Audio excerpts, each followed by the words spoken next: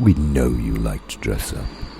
Black leather, rubber bat suits, frills and stockings. Dressing up to hide yourself in your private moments. Moments that you hope your mother will never discover.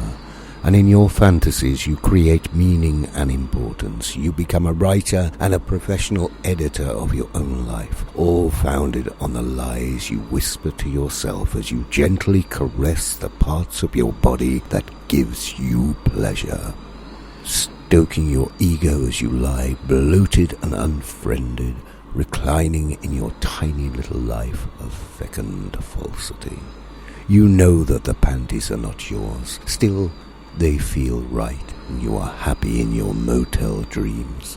Again, you edit your life to fit your squalid little desires, and you tell yourself that you are brave and loved for all you do, as you caress yourself harder and harder. Today's question: why a plonker?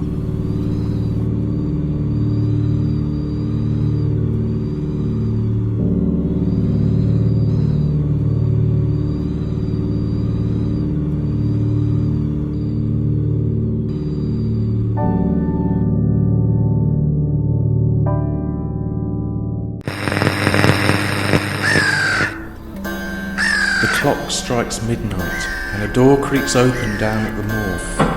A man's shadow streaks across the car park to the now dormant falafel van, in the shaft of yellow light coming from the open door. Dr. Ryan, I'm Pope. Oh, I was expecting, well, a man. Good evening, you're right on time, Mr. Pober. Come in, come in. Dr. Rianne takes the man's coat, hangs it up and says, "Let's get down to business, shall we? Have you brought the money?" Yes, here you are. It's all there. 500. Good. Well, Mr. Pober, shall we get suited and booted? Then we can go downstairs and meet our new guest, so to speak. She's a pretty one. Great. Do you mind if I take notes? No, of course not. I'm here to teach you. After all, that's what you're paying for. Well, here she is. Came in a couple of days ago. Strangled, apparently. How much do you know? Where do you want me to start? The basics. Well, I know a fair bit already. I borrowed a book at first, liked it, and set up the shop. Soon I was getting a lot of customers. Business was looking up. But it was after that woman complained, I thought, if I'm going to make a fair fist of this, I should get a bit of training to get the terminology, the manner right. I want to act and sound like, well, a real gynecologist. Well, I'm glad you did. I get so lonely down here sometimes. It's good having a man around who understands what makes a real woman tick, so to speak. Cigarette? I've got a bottle of Lambrusco somewhere down here as well. Let's get down to it, shall we, so to speak. Now isn't that more comfy, Mr. Pober? Thank you, Eustace.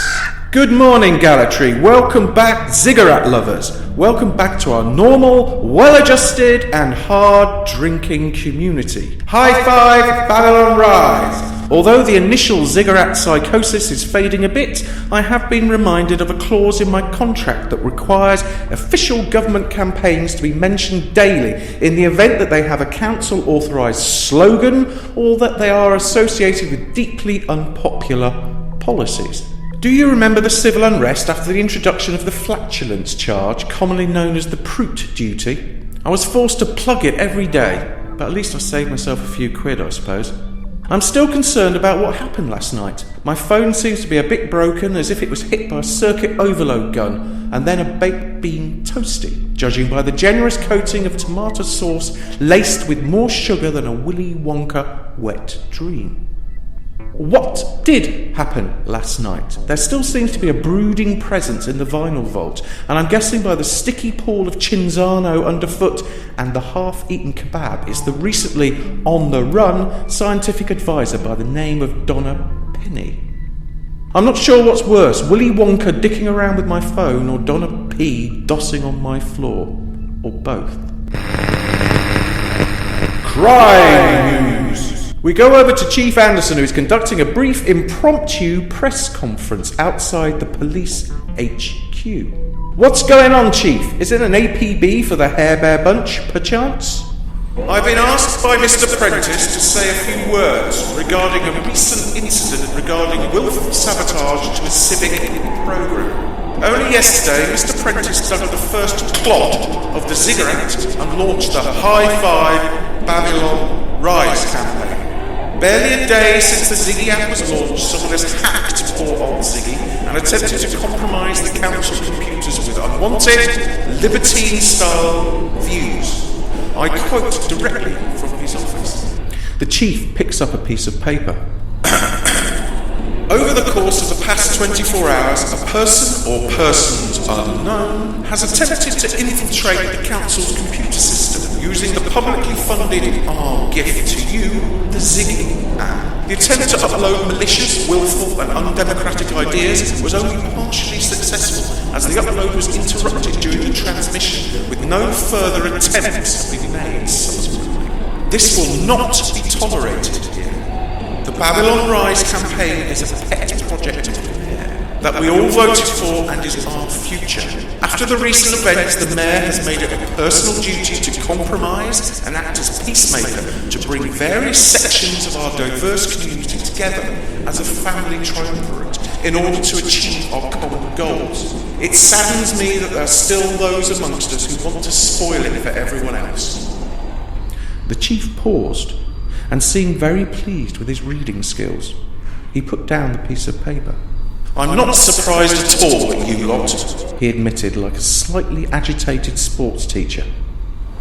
What was the nature of the malicious hacking, Chief? The Chief thought for a while, turned over the paper, and seeing nothing on the back, simply replied, Well, it was some nonsense about being yourself, not towing the line, and Batman, apparently. But Chief, isn't being yourself part of the new way? We're all equal here. Yes, but I think it'd be best for the Mayor to elaborate on your equality status. I'm not really qualified. But Chief, Batman is a law enforcer like yourself. Could you comment on that? Well, Batman was a maverick, a vigilante, an unpredictable lone millionaire, not a law-abiding citizen like the rest of us. Well, most of us. The Chief, sensing that he was about to put his flat foot in it, suddenly called out, We have a suspect, though. We have a personality match with the most wanted civic enemy number 1. Technically gifted, knowledge of the council and its systems, and a bit of a troublemaker. I hereby put out an APB on Donna Penny, formerly of the council scientific department. She has disappeared, gone into hiding, and is still at large. Anyone consorting with her will also be deemed a danger, a menace to society. A bit like Batman then, Chief. No. She's, more like, the Riddler. Donna Penny? The Riddler? More like the Piddler? I hate you lot in this kind of mood. and the Chief slumped off glumly. Well, dear listeners, what should I make of that? I still cannot remember much of last night. All I know is my phone is still out of action. I have a vague recollection of playing Twister.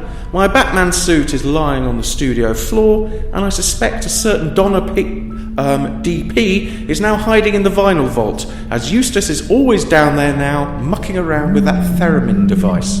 Could I really be an accomplice to a Batman villain and not even remember? I must stop drinking that rum. And now, by popular demand, we're going over to another attempt at Jenny Jennings' new feature, This Could Be Your Life. Hi Jenny, do you feel connected today? Yes, let me get my hands on that bottle and let's see who we can find on this thing. You haven't touched it whilst I've been out, have you? No. Right, there you go. Thanks. Got bored with the theremin then, did you? Okay, Jenny, tell our dear, dear listeners what you see in the bottle. I see a young soldier. He is dressed in a very old uniform. He is carrying his pack and walking up a path to a country house. There are other buildings in a small hamlet around. A couple of derelict houses and a church. It looks like an abandoned plague village. He's dressed like a Tommy from the trenches of the First World War. He stops and reads the sign above the door. Croglin Grange. He fumbles around in his pocket through a set of unfamiliar keys, unlocks the door and walks in. He pulls a notice pinned to the door and throws it on the side table. As his pack hits the floor, the notice reads, "To let." It's fading. Oh, hang on. There's more. The soldier is now in the bedroom. He's preparing to retire.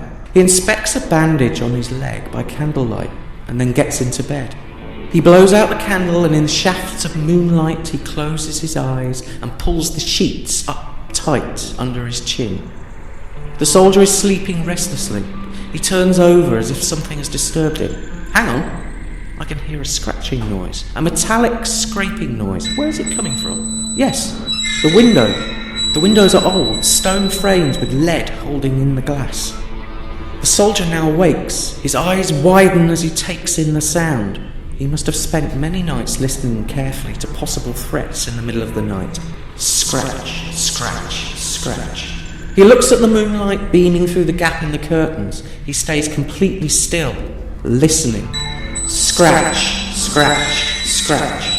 Then there is a crash of breaking glass, of a pane falling and hitting the floor. The soldier jumps to his feet and violently pulls the curtains apart. He's rooted to the spot. There is a face in the window staring back at him with a hand through the void of the missing pane, grasping for the window handle. The face is large, ghoulishly white, wide, with dark sunken eyes and a mat of black wild hair. The grimace on the mouth shows gnashed teeth, but the strangest thing. The mouth is smeared with a large blotch of colour, and in the moonlight it looks black. But it could be blood, or even, well, lipstick. The window opens and the large beast hauls himself in and casts a moon shadow across the room, almost consuming the frame of the soldier in his pyjamas. The soldier suddenly responds. He leaps backwards to his coat on the back of the chair and pulls out a large revolver. The hammer is back, even before the dark beast takes a lunge forward towards him. A large flash and smoke as the pistol delivers its gift, and there is a terrible moaning shriek. The intruder stumbles back, clutching its leg. The soldier takes a more timely aim this time, but it's too late, as the creature jumps with a single leap and is out of the window. The soldier leans out after it and fires impotently several times into the moonlight as the beast runs across the overgrown lawn back to the deserted village, into the shadows of the churchyard sorrow trees. The soldier sees his quarry disappear. He looks down at a couple of black spots on the floor, then shuts the window, closes the thick curtains, and goes to sit up in bed with the Webley revolver in his lap. It's fading again. Jenny pauses and takes a breath. Wait! There's more. A cold, clear dawn morning. The soldier is still in his pyjamas, but with his trench coat on and his revolver in one hand and a spade in the other. He scans around the lawn under the window and finds his scent. Red spots of blood. He then starts tracking the beast's life spawn across the lawn, over the low stone wall, along the gritty, jitty path and towards the church. A soldier is now standing above a grave. The earth is all disturbed and sunken, obvious. His pistol sits on a neck cord as the soldier breaks earth. Scratch, scratch, scratch, lifting the dirt out of the hole. The blade hits wood, a hollow thud. Gives the earth's secrets away like an overturned table. The casket is unshod and the soldier is crouched over it and is using the blade of the shovel to lever open the unfastened lid with his left and a Webley hello in the right. He takes a large breath and throws open the lid. The greeting gesture is fast brought to bear.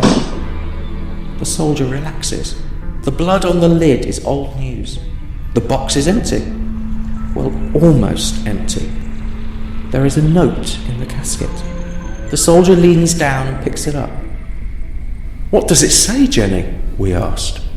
Jenny paused, looked up from her trance and said, Hanging garden.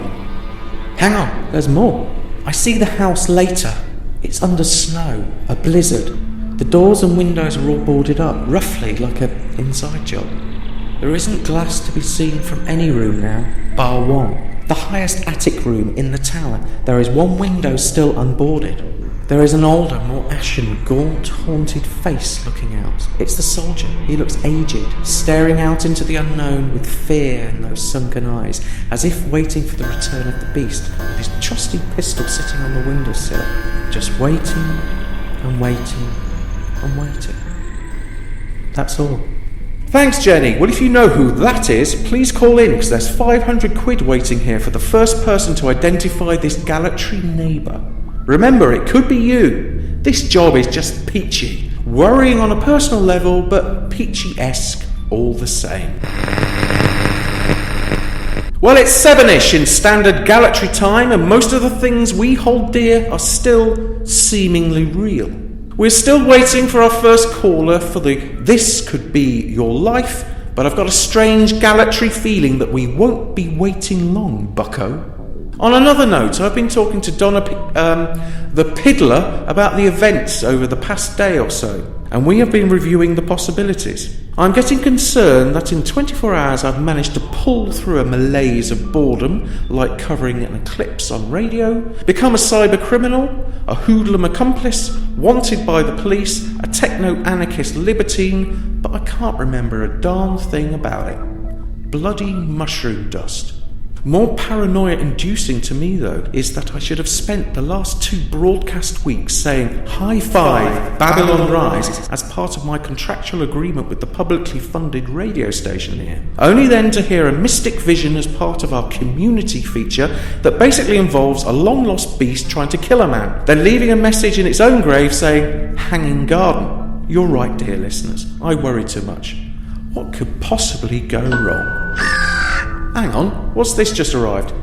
It's a cassette. Cool, we finally got some music submissions for the show. Let's get this onto the desk and give it a listen. Right, what are this lot called then?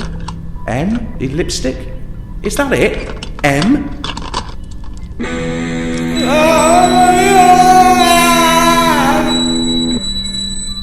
What the hell is that? No wonder this guy's unsigned. It's as if it's an omen, or an M. If you prefer a more literally descriptive portent. Hell, I know I do. Thank you, Eustace. Welcome back, dearest listeners. It's the graveyard shift here on Radio Disorder on 102.54 FM. Now for some neurosis of the liver, some easy listening to while away the mania of another delusion day here in old sweet home Galabama. Hello, Insomniac listener. This is the Lifeline. Could this be your life? The name of your story belongs to Cranswell. I was the man who was haunted by the Croglin beast. It was me that shot it in the leg in my pyjamas and followed it to its lair in the graveyard. It was I that boarded up the old Grange, saved the tower room, and waited for its return. It is I you seek. Mr. Cranswell, what was it doing in your pyjamas, and where are you now? I'm in the phone box on King Street. King Street? We asked. I've been here for 100 years, hiding, waiting. When they pulled down the Grange, I was still sitting in the attic, hiding from the thing. They moved the whole plague village to rural Cumbria, brick by brick. It's some kind of theme park now. Countryfile by Wes Craven, they called it. I have waited here for the beast to return. 100 years in this place. Flitting from window to window is where the spirit of Cranswell dwells. I appear only 17 seconds a day, keeping vigil for the accursed evil beast to reappear, as I know it will. 100 years, my face in the glass for 17 seconds a day. Admittedly, it's only just been over a week in total FaceTime, but nevertheless. What have you done? Done? We asked. You have awoken the beast once more. 100 years of dread and torment, and you, Mr. Babylon, have made it walk abroad again. You must make amends. I saw the bloated apparition yesterday moaning and gurning outside the phone box. It was scratching away at the toughened plexiglass at the door. The same face I saw in the window of Croglin Grange 100 years ago. The wild black hair, the dark sunken orbs for eyes, the smear of red over that fat, white, contorted face, the crimson mouth splatter looking like it had won the demon hands-free pasta sauce eating competition. Hands down. It haunts me still. Why did you say Babylon so many times? It seeks the hanging garden, Mr. Babylon. Now it seeks Thank you, Eustace. Just before we blow out the candle for tonight, let's review some of your views on the not very cogent opinion wall, the unofficial renal beat of the town after dark. This is from Mr. B via email. I've got no idea whether my mum is having a happy Mother's Day or not. I defriended her due to her right-wing propaganda she was peddling on Facebook. I've chucked away your flowers, you bigot. This one's from Jamie on Merrick Street.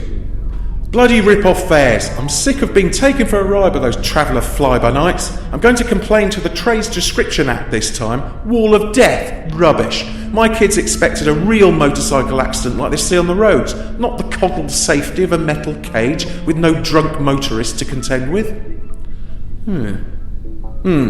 How about this from Dave M from downtown? As a real ale fan, I'm getting more concerned about the rising prices of real ale. Call it craft and charge a fortune, then to cap it all we find that the council's been hiding a small gauge railway under the streets for all these years. I'm really ticked off. Or Mrs. T from the Scarecrow estate. Whoever is smearing my windows with tomato ketchup and then releasing live budgies through the letterbox, please stop. You are scaring my cat, Monty. Oh, okay. And the last one is from King Street resident Cranswell via a phone message. It's coming for you tonight, Babylon Man. Oh, there's the Oh. Okay, Eustace. I think we should leave the message board now. I'm a bit scared. Welcome back, dearest listener. Eustace and I are safely locked in the vinyl vault with Donna P, aka the Piddler, for moral support after I've had the shock of my life in the bathroom. I was brushing my teeth in the mirror of the bathroom cabinet. I heard a scratch, and opened the cabinet to find some ointment for it. But then I saw it. It was the huge-haired, white face of the Croglin beast staring back at me. I jumped back, shocked, but then realised I recognised that face. Recognised it? Interrupted Donna P. Yes, Robert Smith from The Cure. He's in my bathroom cabinet. Oh, surely that's the medicine cabinet then, asked Donna P. Bloody Piddler. What are we going to do about it? I don't want that gurning fat head trying to kiss me every time I shave or clean my teeth, all to the tune of love cats. What are we going to do to exorcise the beast? It's almost as bad that time Morrissey infected the answer machine. You know, the butcher still won't talk to me even now. I've got an idea, said Donna P. With a bit of jiggery pokery, I'm sure we could use the submarine. It's cured most things so far, so why not the cure as well? Ironically enough. Okay, but what tune should the submarine play to make Mr. Smith do one, as in leave swiftly rather than another introspective croon? Donna thought for a moment. Well, there is something that should work. It's the antithesis to lovey-dovey, over-sentimental pop. It's another Smith that I had in mind. Is there another Smith for the Love Cat Smith? Which Smith is that?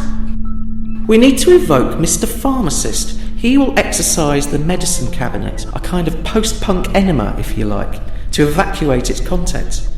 Mr. Pharmacist, we asked? Yes, we need Marquis Smith from The Fall to cut through the pop whimsy of that accursed song and send Mr. Smith back to the grave in Croglin. Well, perhaps he will haunt Wes Craven's bathroom then. Right, what do we need to do? It's about 3 a.m. now, and a lone figure stands next to the submarine in the yellow haze of the streetlights.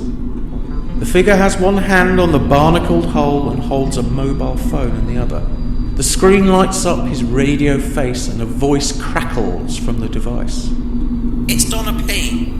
Right, stay like that. We're going to try and send The Fall by broadcasting it to the submarine's radio frequency. Ziggy would do the rest. He is encoding it all using the Enigma software that is bundled on the handset. Good old Tetris. The submarine begins to glow. Right, here we go. Take that, love cats, says the defiant radio presenter. 10 times my age, 1/10 my height, they hit ya. Say Queen Victoria is a large black slug in Piccadilly, Manchester. We cannot walk the floor at night in peace, at night in peace, at night in peace. Did it work? Yes, your bathroom is clear, amigo, came the voice through the phone.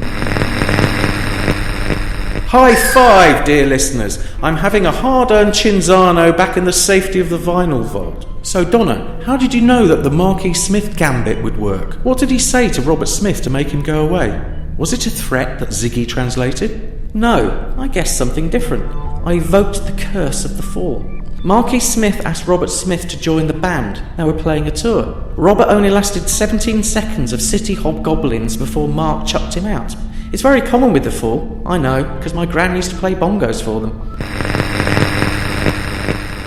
Across town in the morgue, a clandestine examination is taking place. Dr. Rianne has a new pupil in hand, so to speak. So this is what we doctors call the spaniel's ears, and this is the inner squid, so to speak. Are you having fun, Mr. Pober? Asked Dr. Rianne to her paying apprentice. Look, you can clearly see the rocker switch here. Clunk click every trip. Sage advice for you there, Mr. Pober. Muscle toff. Hello, what's this? As the doctor leaned in through the stirrups on the table with a large pair of forceps in her fingers.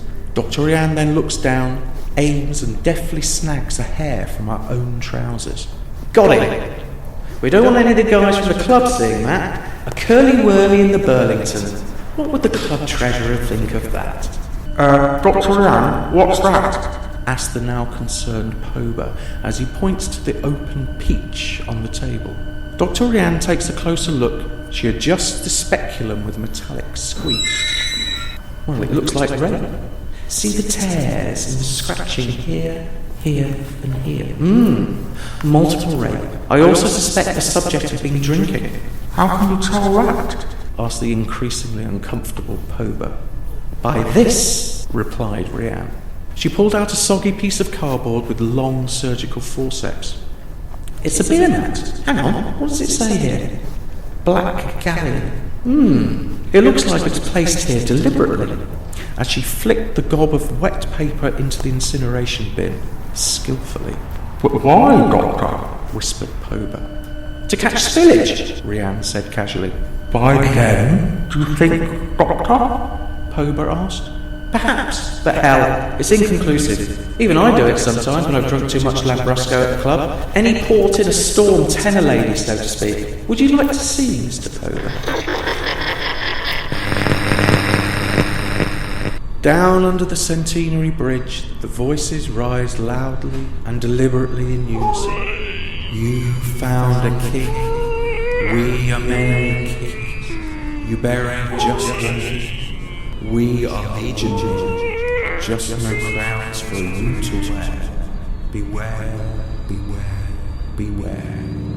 In gallantry again.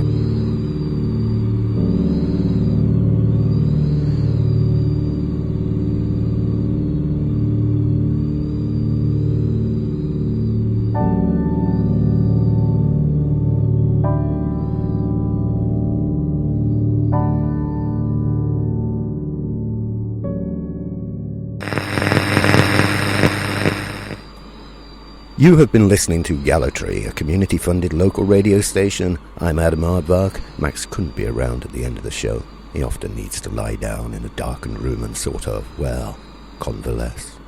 If you enjoyed today's show and want to know more or simply express a simple and not very cogent opinion, then email us at welcometogallatry@gmail.com. You can tell us what you think, although we might already know what you think.